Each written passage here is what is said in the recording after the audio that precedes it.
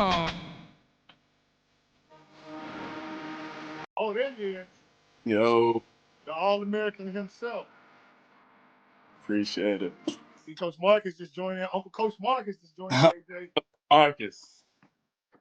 Yep. So what's going on, AJ? How you doing? Not much, man. I'm chilling. Chilling. Just got done working out, actually. Oh, absolutely. Got to stay ahead of the curve. Got to stay ahead of the curve. So, for everybody who just joined, I have AJ Lewis. He was just named College Magazine Baseball First Team All American as a catcher. So I got to give it up one time. Do a virtual clap, everybody. AJ is a kid that I saw growing up playing baseball since the age of 4 at Jackie Robinson Park. He's going to introduce himself to give you guys a little bit more about him. But has a very unique baseball story. He persevered through a lot early on. So before you get, you introduce, I just want to kind of drop. I just kind of want to drop a couple of your stats and everything for everybody, especially my baseball heads. So this year, before the season got cut off, AJ was hitting 451 with a slugging percentage of 843. So for everybody who doesn't know about baseball, to hit a baseball is the hardest thing to do in any sport. So out of 10 at bats, if you get 3 hits, that means you're great.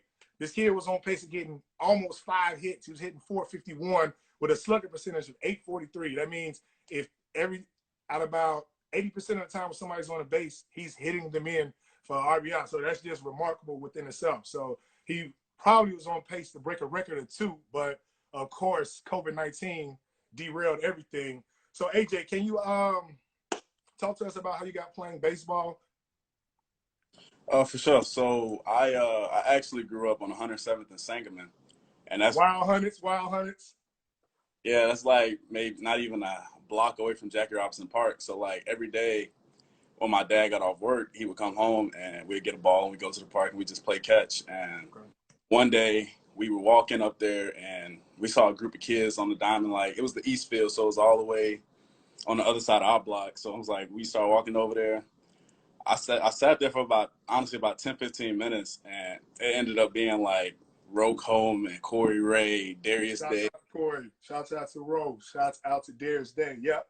all those dudes. And we was just sitting there watching me and my dad, and they was way older than me. So I was like, I don't want no part of that. Like, I played baseball before. It just looked cool. I'm just watching them. And Big Ro was like, hey, put him in there. Him and Fletch was like, yo, put him in there. And I'm like, dog, I don't know where I'm going. I didn't even know the positions on the field at the time, to be honest. And I went over to second base. Ro was right there, and he was just showing me what to do. And they was hitting me rockets. And ever since then, that was just like how I started. Like, I just fell in love with it. It was so hard, and I'm like, I got to be able to do this. So it was something I just loved ever since then. Absolutely. Shout out to Big Ro.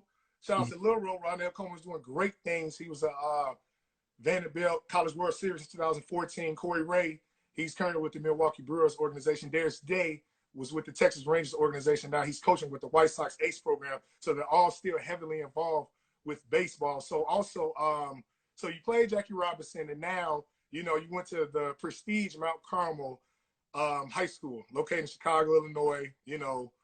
Many sports greats have went there. So you're an alum now. So how was your experience at Mount Carmel? Man, I loved it. So all growing up, I played sports with like all black kids, and it was like that's all I knew. And going to Carmel was new for me because, like, I mean, most people like that play baseball, most black kids that play baseball end up playing travel ball, and that's where they get their experience of being around a lot of different cultures and races and stuff. But for me, I was an ace, and we had a few kids that were of different races and stuff, but it was mainly all black. So going there like opened my eyes a lot. Like I was starting to see a lot of different stuff that I'd never seen before. Interacting with people that I never like really had to talk to before, and so it was super cool. I loved it. It was like definitely something that's helped me later on in life and stuff. But playing sports there, it was just like going to college wasn't really a big thing for me. Like when I got to college, having 6 a.m. workouts, so we had football and baseball workouts. So every day I was at school at 6 a.m. Okay. working out, then going to class all day. So I was that whole routine I was used to. Playing under Hurry, he was like really, really strict. I was used to that. And I was still with my boys though. Like I was still with Jeremy, Ko, Josh, Alec. Woo. Yeah, like it was That was still a pretty stud team. yeah, like it was still I was with my homies still, but we was just getting a different experience. It was something new for all of us. Like KO lived around the corner from me on 103rd, and like we ain't never really been in nothing like that before. So it was like it was new for us, but we really appreciated it and we liked it. Like Jerry really set the stage for us, and we went in there and did what we had to do. Absolutely. So after, you guys had so much great success at Mount Carmel, I mean, the draft picks, the Division I collegiate athletes. So you have quite a unique collegiate experience and collegiate story. Can you share that? Yeah, man. I wasn't drafted out of high school. I went in another different experience. I ain't never been in a small town like that, like a small college town. Man, it was different. Like I was one of the only black kids on the team. It was me and Trey Harris, who's actually with the Braves right now in AA. We were the only two kids on the team, so like I attached to him right away. Like that was my homie, that was my big bro, and he basically showed me the ropes and stuff. But it was just like I faced a lot of stuff that it was tough, man. Like it wasn't easy to come into a SEC school, being a minority, like not really having guys around me that look like me and having to compete every single day and being so far from home, and it wasn't easy at all. So I hit my struggles. Like I started off the year pretty solid, like came off a good fall, hit like 330 against like some of the best arms, like two of the guys that went in the first round. So I'm like, I'm feeling myself a little bit, came in off the winter, got even better from the fall. Swing was better, all of that. Ended up opening day and had some success. Honestly, I went like 1 for 3 with a double and scored like 2 runs. Like, was good. And then the next day I went in the lineup and I ain't never really had that before. Like never, on any team I've ever been on. Like I've never had to struggle like that. And so I honestly, like I handled it terribly. Like not or anything, but in my head, like instead of just, staying ready, looking for my next opportunity, I'm like trying to figure out why I wasn't in the lineup and what I did wrong and all that. And so it led to just, things spiraling out of control. And I finally realized the next, I went to the summer league. I went to the Northwoods, which is a pretty good league, had a really good summer. Absolutely. Very good arms in that league. Yes. It was like legit. And so I went there, kind of regained that confidence back, went back into Missouri, like, yo, I got this. Like I'm about to handle it. And it just wasn't right. It just wasn't the right fit for me. And I knew it. And I went into the coach's office and I told him, like, yo, like, I appreciate everything, but I think it's probably time for me to go. Cause I'm like, I can't sit on the bench again. Like I got to go play. Absolutely. I mean, like, yeah, my freshman year was cool, but like you get better by playing. So I went in and told him I wanted to leave. And he he tried to talk me out of it at first, but I was like, no, I know what's best for me. I went to JUCO. At JUCO, it was like totally different, dog. Like I went from having my laundry folded up and in my locker waiting on me to, a t-shirt and a hat and a pair of cleats and them telling me to go out there and get it done and hitting, with balls that got tape on it and stuff. So it was a big difference, but I needed that. It was humbling. It was something I really appreciated now, especially like then I hated it. Like I was thinking about not playing baseball no more. But, I went there, hit some struggles there too early on. Like I think up until the middle of March, I was hitting like 180 or like something crazy like that, man. It was just like, yo, this is not looking bright. But I turned it around. Ended up finished the season real strong, all region, all that. Ended up getting one offer from Eastern Kentucky. I was about to have to walk on to Indiana. Coach T gave me an offer. I'm forever grateful. Shouts out Coach Edwin Thompson. That's my man. Shouts out to him. For sure, man. It was something that I really appreciate. I'm still appreciative for to this day. But I went there and it's just been hard work ever since then. Like ever since day one, man. Like all the stuff that all the failures I had and all that, I got to remember that. Like no matter how much success I have, like it's just one thing I always fell back on, and ended up having 2 great years at Eastern and got an opportunity because of COVID to go ahead and grad transfer to further education and play some not better baseball, I would say, but at a more elite level. And I got to sign with Arkansas I think like a week and a half ago, 2 weeks. Congratulations once again. Major shout out to the Razorbacks. Just a quick testimony. So I got viewers now. So Coach Booker Hatcher, shouts out to Coach Book. I see Kenwood doing y'all thing. He said, this kid is a sign of heart and never to quit on himself. I think he had a couple typos, but it's okay. He should get his name called. Love this kid. Shouts out to AJ. Thanks, Hatcher, for the love. And I got Austin Tribby. He's kid is a grinder. Coach him at Mizzou. Great kid, great player. Shouts out. Thank you guys for sharing that with us. So I'm gonna, so I read the report and it came out like what? Monday, Tuesday, you're All-American. I woke my wife up and everything. So how does it feel to be first team college All-American? I mean, to be honest, like it still ain't really set in. Like it's What's up, dog? How you doing? We recording live, doggy. That's the Amazon Prime dude, so he don't like them too much. But no, it's something that's still like not surreal to me, bro. Like I can't really believe it. Like from going to transferring to JUCO and just being there and like not really looking like stuff was gonna happen to just grinding, man. Like it was something that like I never really like. I always said I wanted to be an All-American, but like going in every game, I wasn't like, oh, I got to do this because I want to be an All-American. Right. It was I set that goal, and now it's just time to like go through with the process, like make sure I'm having tough at bats, make sure I'm doing all the right things, and it just reassured me that I was making the right decisions and thinking the right way because like I was handling all the small stuff, and then like this happened out of nowhere. So, man. So I hear you say grind, right? So you play one of the most demanding positions on the field, which is catcher. So just a quick tidbit for the non-baseball viewers. Catching is the most demanding position in baseball, quite like an offensive or defensive lineman. You're always in a squad. You're doing the dirty work. You don't get a lot of love, but the game is solely responsible for you. On you, I'm sorry.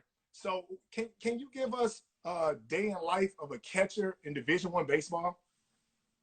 Oh, for sure. Yeah, it's definitely tough. That's honestly one of the biggest things I had to do since I've been in college is learn how to take care of my body and, getting sleep, like going to bed at night. It's just like one of the things that it really entails. But like usually, especially in the off season, you up at no later than 7 o'clock working out, honestly.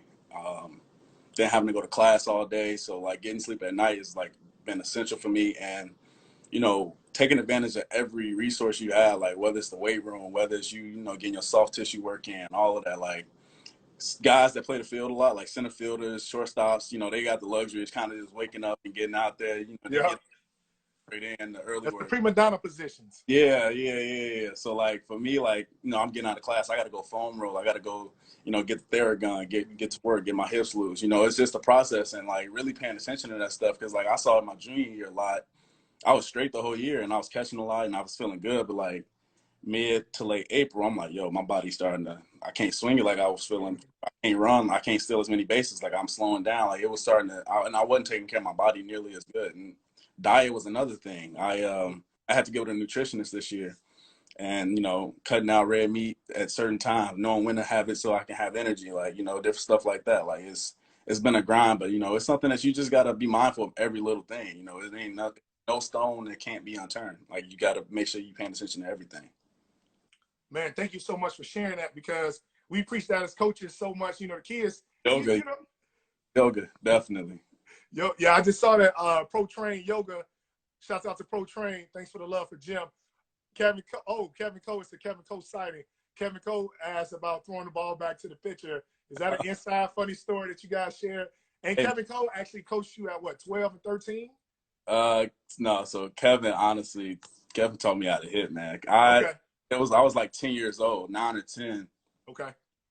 I got connected with Kevin, and ever since then, like anytime I'm home, that's what I'm hitting with. That's why I'm getting all my stuff done with. So that's why he over here trying to be funny like that. Shouts out to Kevin Cole, the Pullman Center at the Ballers. You guys doing big things. Let me make sure I'm hit. Oh, Steve Wertel said I once struck him out. Why you got to take shots at AJ right now, man? Hey, it be your boys. It's your boys. Cain killed Abel, I guess. So I'm gonna kind of switch gears. What's your most memorable moment playing college baseball?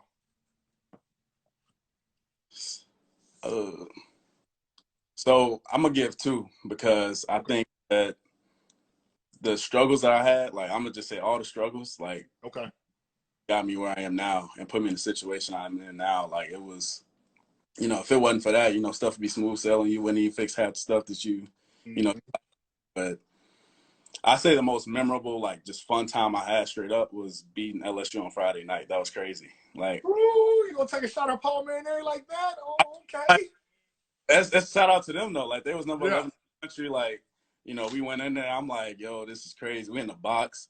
They we getting ready to run out there, and they getting ready to run out there playing Roddy Rich the box. I'm like, yo, you couldn't even hear yourself think a little bit. It wasn't packed either. Like, but Okay. you know, and we ended up playing some real good baseball for 9 innings and won. So it was like that was probably one of the coolest things I ever did on the baseball. You know, you get your teammates set up for LSU next year. You know, if somebody for LSU sees Uh, it. But major shout out to college baseball. We love everybody, man. It's about a baseball family. We're a very close knit family. It's not many of us. We don't get the fame as football. We don't get the fame as, you know, basketball. You know, we can't have the swag that we need to have as basketball. We don't have the grunt work and the actual, you know, it's just a lot that goes into baseball that's behind the scenes, and it's just a close-knit family throughout the country, no matter where you're at. We're really the world. So we're all connected. We're a band of brothers. So right now, you know, the pandemic is going on, COVID-19. So how are you staying game ready?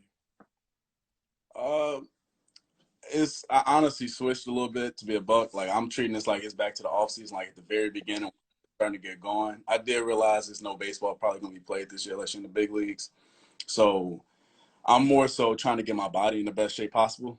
Like we talked about before, like just being like indestructible, to be honest. So that's been the biggest thing for me. And just making some fine tune, as crazy as it sounds, making some, you know, real fine tune adjustments with my swing, trying to get more efficient, you know, in ways that I was, you know, pitches that I was falling off, trying to, you know, work on that. How can I make sure I'm making solid contact right here all the time, you know, able to find a barrel with any pitch. So stuff, Absolutely. honestly, it's nothing too crazy. Making sure I'm moving every day though. Like that's been the most important part of it. Okay, I got to take a couple comments. Coach T. Roy, Coach Troy Williams, he played at Alcorn State. They play LSU pretty much every year. He said Yeah. the box on Friday nights is a ridiculous atmosphere. Man. So we also have Miss EJB25. I guess that's your auntie. So proud of my nephew. Absolutely an outstanding young man. I concur. I agree with that. On the field and off, your angel up above is so proud. Absolutely. Thank you for sharing that. Thank you guys for producing. It takes a village to raise a child. Thank you guys for allowing us to coach this guy and to come into his life. So AJ, you know, right now we're gonna have a lot of probably 7-year-old kids up until 17, right? You know, COVID's going on, and you know they're a little discouraged, and or they might not be even, you know, doing or blossoming well in baseball. What are 3 tips you can give them to further their game and get them to the next level? Uh, Definitely, man. The number one thing is just literally work as hard as possible. Like no matter what the circumstance is, what the situation is, whenever you have an opportunity to work, like make sure you're getting it done. And like take that how you want it. It could be every single day. It can be every other day. Like just make sure you're working when you're working. 2, read something, man. Like really, like I know we as athletes always, you know, want to be watching videos, and that's cool. Mm-hmm. Better your research, but like making sure you're reading stuff, like growing your mind, like that's one of the most important things. Because at some point, everybody, the playing field gonna be the same, and the mindset and like the work ethic is what's gonna separate you. So I definitely say growing your mind. And the third thing is definitely finding, because I mean, every second of your day not gonna be occupied with baseball, but find something that oh, this Coach Mark. I'm reading Coach Marcus' comment. Yeah, I'm gonna get to that. Yep. I would say find something that you would, you know, you'll be interested in after baseball. You know, like find whether it's, you know, you want to go into education or you want to do like just make sure you setting yourself up, because it's hard to make it to the big leagues, man. Like that's just like the way I look at it is probably one of the best players I ever saw play was Corey Ray, and like he doing everything possible, and he's there, like he's right there now. He's knocking on the door, but like look how hard it was. Like it's a hard game, man. Especially like having the skin color. Like it's not, this ain't nothing that's like easy to come by. So like making sure you having a plan B. People say it to me all the time, like, oh, you can't have a plan B. I don't really believe in that. Like that's just that It's don't make. too complex. Yeah. And I'm happy that you said that, because in life is complex. It's going to throw you curveballs, which we were talking about baseball. You might get hurt. you know, we're knocking wood to make sure that it does not happen, but anything might happen. You know, COVID might happen. It might be COVID-20. You never know. But, you know, I'm so glad that you mentioned having alternative plans. It's called a contingency plan if you think about business. But that's another story. Let me get to a couple of the questions. So Soul Child Clothing, I'm sorry, that's Brandon Lenoir. He's a 20-year baseball coach. He said, how have you worked on your defensive play during COVID? So defense is definitely something I had to work on. I had less than I usually want. Defense is something I definitely had to work on. That was my weakest part of my game, and I honestly feel like it's starting to become, you know, nearly as good as my offensive tool. But you know, 3 times a week, I'm just making sure I'm in there. I'm catch anybody that need a bullpen call, I'm catching it. But you know, I'm just making sure I'm, you know, working on my blocking every day, staying sharp with it, making sure I'm being efficient, making sure I'm not taking like alternate routes to the ball. You know, I wouldn't say I'm throwing a lot right now. I'm like giving myself a break, but you know, making sure at least 1 to 2 times a week I'm getting out long tossing, different things like that. Nothing too crazy, just because right now, like, you don't want to be in mid-season form right now. Like, it ain't gonna do you no good. But just making sure that all the things that I wasn't that good at during the season, like I'm working on those things right now. Okay. So Uncle Coach Marcus, he says, can you speak to being a student first? How important is that, and how has that worked in your favor? Very good question, Coach Marcus. So for me, like, I feel like it's very hard to just be really dedicated to one part of your life and then just lacking another part. Like, I'm not saying A+ student, but you know, like just putting forth, like when you doing schoolwork, just put forth your best effort type deal. Like, don't just, you know, be doing stuff just half-assing it, or like, you know, going ahead and just saying like I'm just getting it done, like, because it's gonna end up rolling over into baseball. Like you'll just get an assignment done, and then you're in the cage, and you like, oh, it's all right. That little like, you know, I get another one where I can, you know, hit it good. Like, nah, like make sure you're being great in all aspects. And it was one of those things that I took like to the next level. Like this past summer, I went and played in the Cape, and then like ended up getting hurt. Like my almost fractured my ankle. Ended up going to intern somewhere. Like it's just like different things like that. You gotta always, you know, be moving forward and like making sure that, you know, school is just as important, because it'll be over. Like the way I think about it, you're gonna do something else in your life other than baseball longer than you play baseball. So Absolutely. You got to be able to unless you, Alec Thomas or Corey Ray or Josh Stowers, is about to sign a big deal for life. I mean, that'll be cool too. But I mean, if not though, or Ed Howard.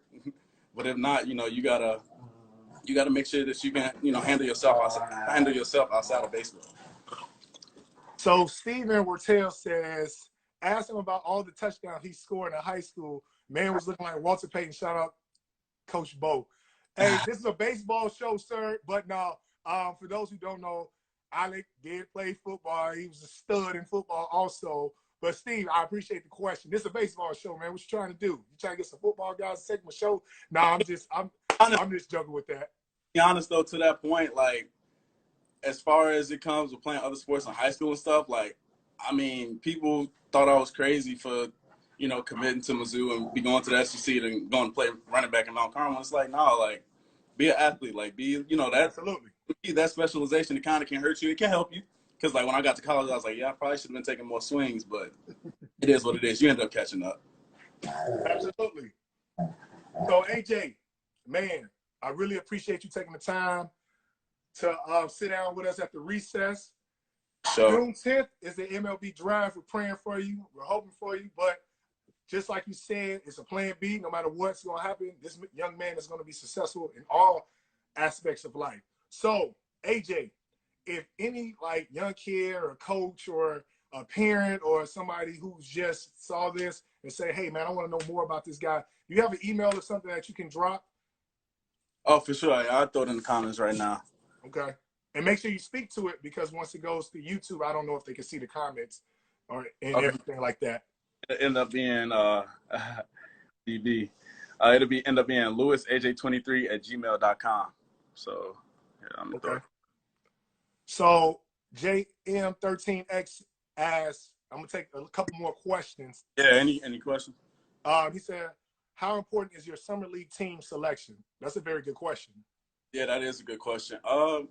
You know, it's always that route of, you know, the high round guys that go in after their freshman year. They usually go to the Northwoods or New England League, and then sophomore year is, you know, Cape, and then junior is draft.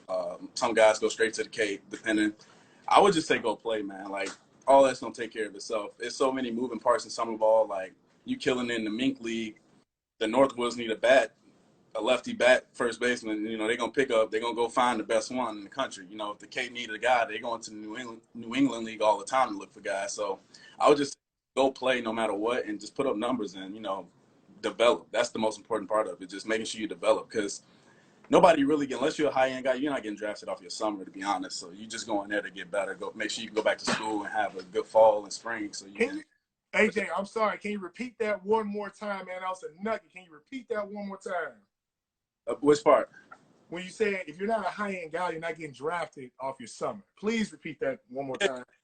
That I used summer so much to just develop and work on stuff, to be honest, bro. Like, I knew I wasn't a guy that was going Team USA or nothing like that. So I'm like, I might as well just go make sure I look good when scouts come in the fall. But, like, you know, it's a few of those guys out here. And if you're one of those guys, like, kudos to you, congrats, like, that's good stuff. But, like, if not, like, like the majority of us, you know, use that time no matter where you are, get into the field every day. It's summer ball. You ain't got nothing to do.